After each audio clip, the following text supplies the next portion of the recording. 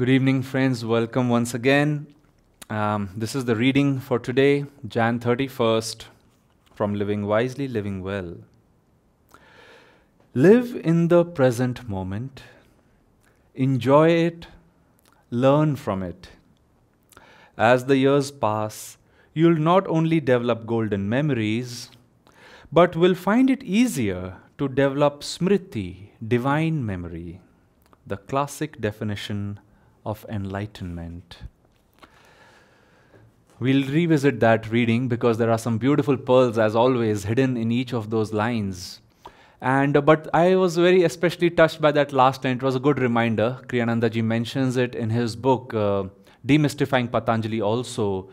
What is the classic definition of enlightenment? We are all seeking it on the spiritual path. That is actually the basis, or you might say the promise, the direction held by every true religion, enlightenment. If that be the goal, Kriyanandaji is saying, remember it as smriti, which is remembrance itself, divine memory. It's a recall. And the sage Patanjali said that as we, you might say, move on the spiritual path, we don't so much discover things outside from outside, except that one by one, the false identities, self-definitions, you might say misassociations, that we have created, they all fall off till this inner certainty comes upon the devotee through intuition, through the grace of the Guru. Much is involved. I will talk about the steps which are involved. And finally we come to realize, oh, this is who I really was. Again, a certain, aspect of yoga known as Jnana Yoga. The whole practice over there is neti neti. I'm not this, not that. I'm not seeking this, nor am I seeking that. Till one, like you might say, peeling an onion comes to discover that who am I? What am I really seeking? Also, the very same inquiry, who am I? When we probe that further and further, then we realize that, oh, I am not just this body, I'm operating through this body, but I am divine consciousness. Now, Kriyanandaji starts by, he ends, that is the goal, we will reach that goal. He said, over the years, we will develop it. Why over the years? Because just like I said, we live in a world, first of all, we live in a yuga. Yoganandaji's Guru Sri Yukteswarji explained, he said this is just the beginning of the second higher age of Dwapar age, the age of energy. So it is not to be expected that such reminders will come too much from outside. Of course, in a Guru Bhai's, life, that happens. We get reminders for these satsangs, we get reminders for meditations, we get reminders for the things. Friends remind us these things. Our own devotion draws those blessings. Just yesterday, I was with a devotee who was visiting after many years. And she said, I was always in a thought that she said, I instantly felt a connection with Yoganandaji when I had met him. But she said, I never could feel, even when Kriyanandaji was in the body, a connection, with him. So she said, I went here, I went there, till one day she said, nothing was really satisfying what I had experienced at Ananda years ago. And she said, I prayed to him, sir, she prayed to Master, I'm not feeling, that same joy. And she said, early in the morning, Kriyanandaji came in my dream. He smiled and he blessed me, So what does that mean? That we forget these things, but somewhere deep inside of us, and as we had a discussion, she says, that is what I'm trying to tell myself, remind myself that this is my true family. This is where I've always been happy each time I come. Why do I forget it when I go outside? Because, friends, that's what happens. And how can we shorten that duration? Because the scriptures, they say it can take a long time. On one level, actually, we have to come to peace with that teaching or truth, you might say, because that is how it is. As Divine Mother once told Yoganandaji, he was fighting, Mother, why is this so hard? People take things so seriously. And she said, but it's a dream. He said, I know, but they don't know. And she said, but you have to tell them. And he said, I tell them, but they don't take it. And then she said, but this is how it is after a while. She said that we are here in a realm where, friends, not that we are punished or by any means in a forceful exile. We are here because God loves us. He has given us, imagine yourself if you're a parent or you have siblings, if you love somebody, it can get very attached and protective, and some amount of love, of course, love should be protective, it has to be caring, there has to be deep concern and consideration for others. But on the other hand, it can get very contractive for other people if we personalize it too much, if we are seeking something out of it, especially. But God's love for you and me, Guru's love for you and me is impersonal. So here we keep going on and on in the journey till we realize, like my friend was saying, oh, I'm going here and a momentary relief is coming and I'm going there and I travel to this country and that, she said, but I want to come back home. So what is that coming back home to? Kriyananda ji is saying, live in the present moment. And this again is a very wise counsel that all saints and sages give. What does that really mean and how to do it? Well, first of all, I want to relate a few stories. The one that comes to mind immediately is when Yogananda ji and Swamiji were once together, and Master said, one should live more in the present moment. There is so much joy, there is so much bliss in this moment. And Master Swamiji said, but sir, most people don't live in the moment, do they? Master says, oh no, they don't. They are often in past regrets, they live there, or they live in future hopes, or often anxiety and fears. And he said, but if one could just live moment by moment, or you might say actually friends, day by day, because we have to start at something where you and I can put our grip on. So if you live day by day, that is a very nice way to go. How do I want to conduct myself tomorrow? What direction? Because life is a very long journey. It's a, you might say, long direction, but it always begins with one step, a few hours, especially a day is a nice way to count it. So when we go with that attitude, then we can see a lot is happening.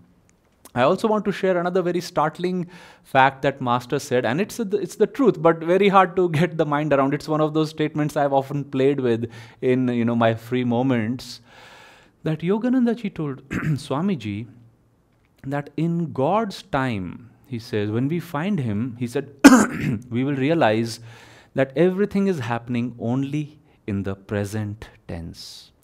He says there's no past over there, there is no future. That time itself exists in this realm of, you might say, relativity where we are.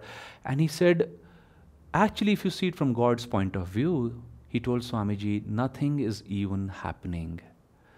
Now think about that. Nothing is really happening. But over here, everything is happening, it seems like. We have a past, I can recall my childhood, I can say yesterday this happened, tomorrow that most probably will happen because I have arranged some meetings, I am moving in that direction. And like I said, Master also said, he said, this is real, but only in the sense that a dream is real.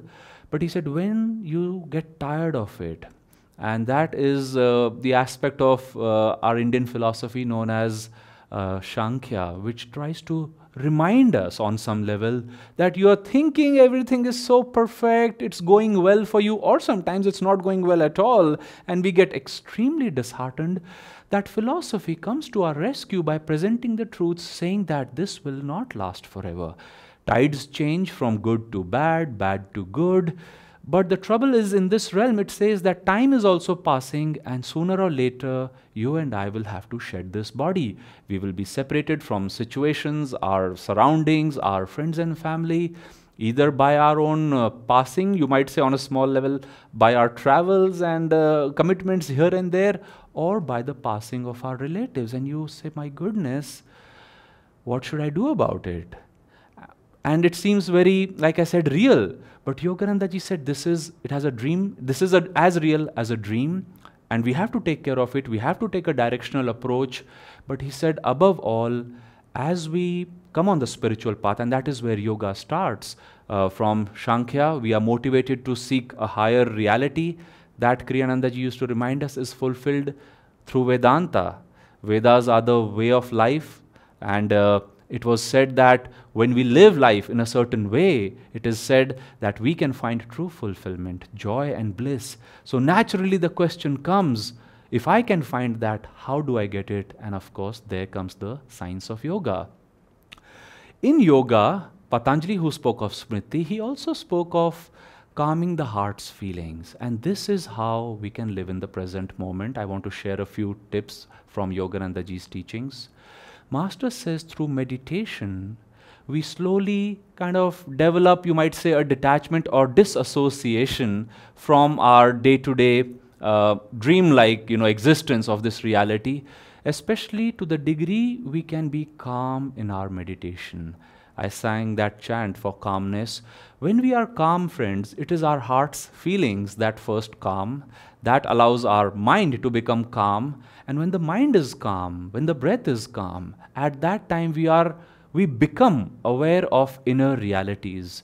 Just this weekend we had a how to meditate class, and it has often been my experience that when people are calm, they get one of those inner experiences which otherwise is also with us all the time, but it's like we don't notice it. So somebody said, hey, I saw a small light, it was a blue light. Somebody actually surprisingly said, I saw a 5-pointed star. Then I had to show them at the altar that yes, this is part of our spiritual eye. In deep meditation we can again and again see it. We have to project our consciousness through it. Anyways, not going there, the point I'm trying to make is when we meditate and the heart's feelings and the mind and the breath is calm, we all universally, human beings, we become aware of peace, calmness, light, deep, profound inner sounds, a sense of joy which does not come to us outside. It may come, but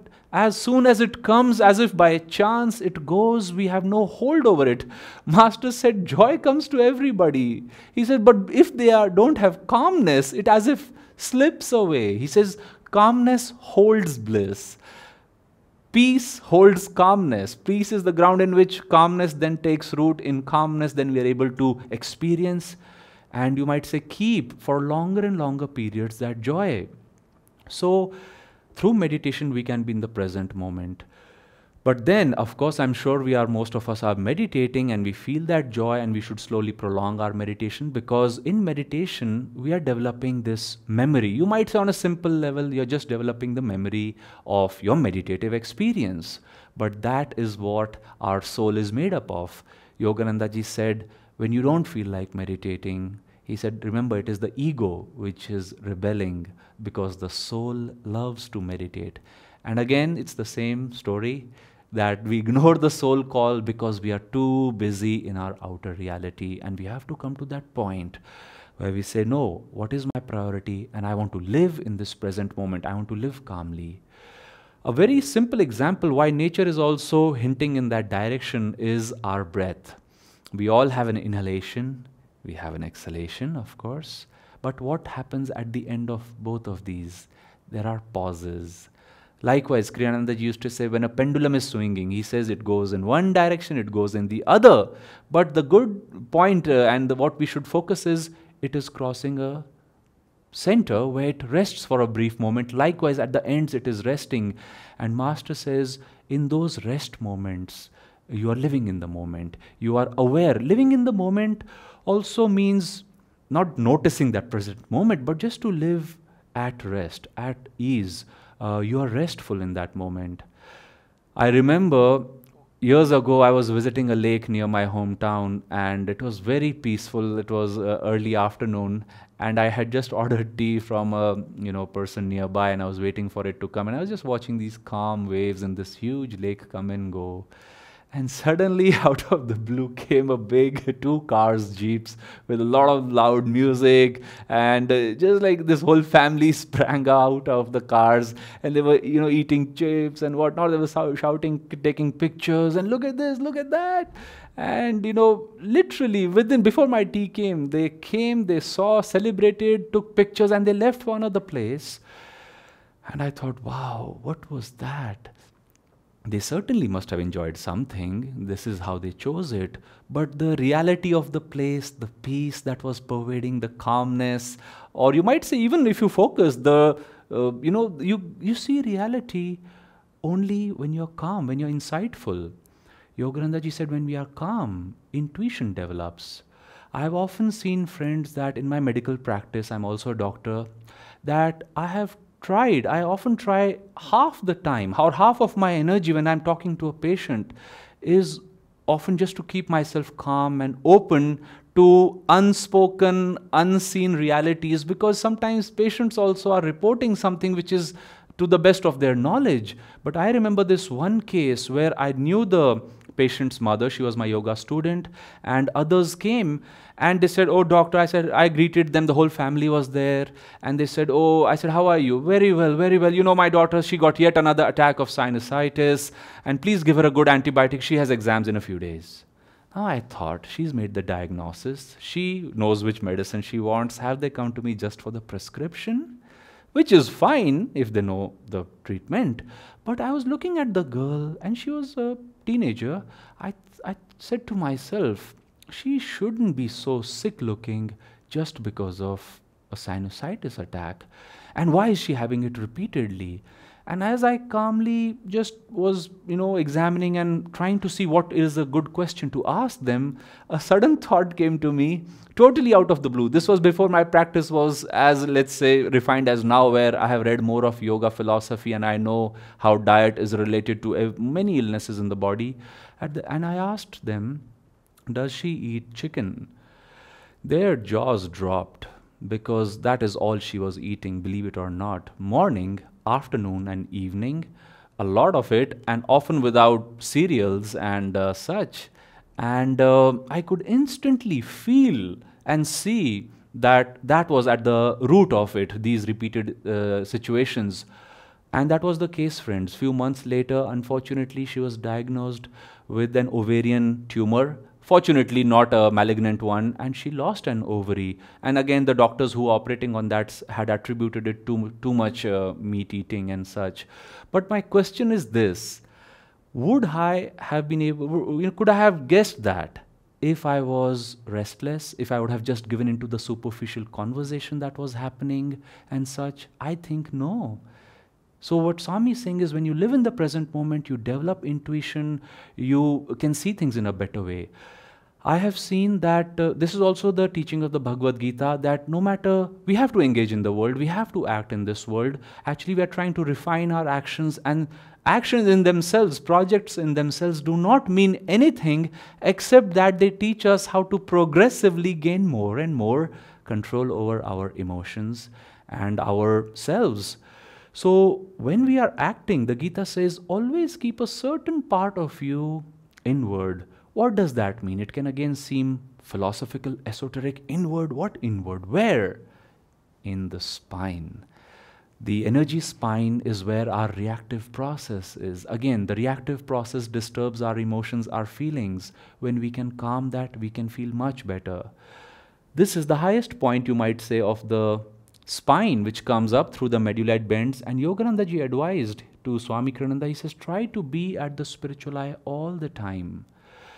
Similarly, you might say another practice to live in the moment is to watch your breath. How is the breath? And if it is too, let's say, slow or sluggish and you're not feeling energetic, bring it up.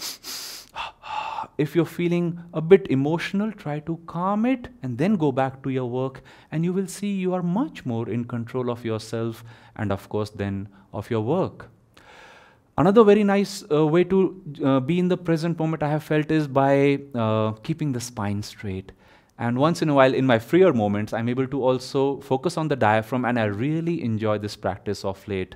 Because now much research has been done on this, and they are attributing a lot of cure for other ailments, and stress reduction by almost 40% when you focus on the diaphragm, for which you have to keep the spine straight. So those are very, very important qualities. Actually, somewhere in this book, Kriyananda ji writes that if you can keep a straight spine and just breathe diaphragmatically, those are 2 readings, he says you will be amazed how much your outlook on life will change.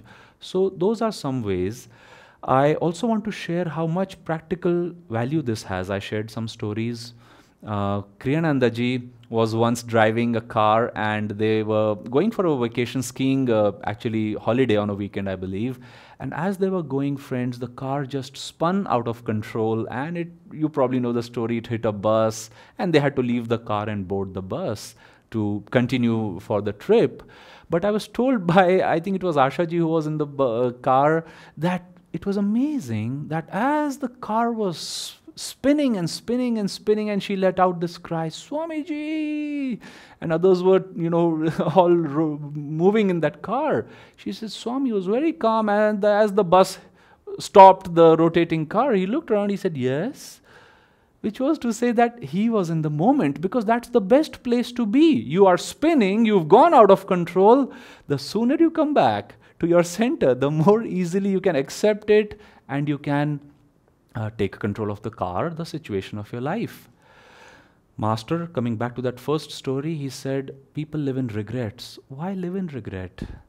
Regret, guilt, shame, these are energy sapping attitudes. They have nothing to do with the soul. Master says, don't associate yourself, never call yourself a sinner.